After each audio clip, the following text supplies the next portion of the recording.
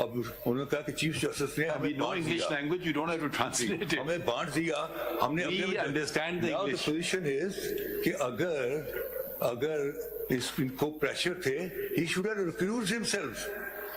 He should have recused himself. Don't give us that advice. देखे That is irrelevant.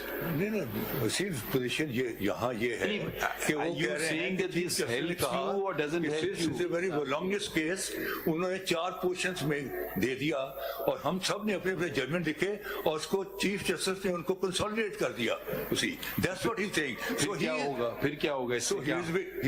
he's a party to it.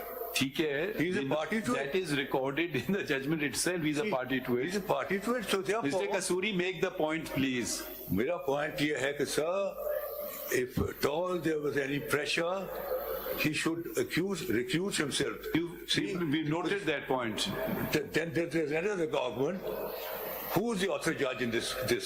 That's the Chief Justice of Pakistan. Now, if he had decided on pressure, that means that he served General Zia and taken the throne from his side.